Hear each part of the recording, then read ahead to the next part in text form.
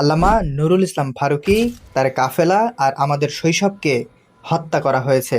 সময়টা এখনকার মতো বস্তা কন্টেন্টে ভরা ছিল না। মন চাইলেই যখন তখন যে কোনো কন্টেন্ট দেখা যেত না। এক সপ্তাহ পর পর 4 জিবি, 8 জিবি কিংবা 16 জিবি মেমোরি কার্ড লোড করে দেখতে হতো পছন্দের কন্টেন্টগুলো। ঘরে ঘরে টিভি আর ফোন ছিল খুব বিরল বিষয়।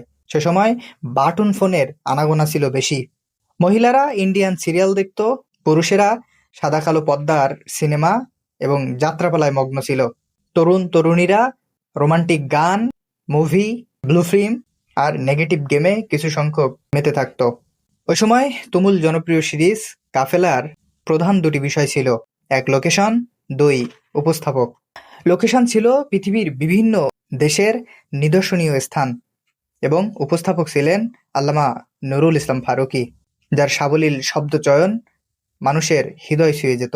যে কোনো জায়গার বর্ণনা দিতেন খাস বাংলা ভাষায়, যা মানুষের কাছে তুমুলভাবে গ্রহণযোগ্য পেতে থাকে তার ইসলামিক আলোচনা। হঠাৎ 2014 সালে তাকে নির্মমভাবে শহীদ করা হয়, হত্যা করা হয় তার কাফেলাকে, হত্যা করা হয় আমরা যারা তার শিশু দর্শক ছিলাম, যাদের পছন্দের শীর্ষে ছিল কাফেলা, সেই সকল মানুষের শৈশবকে।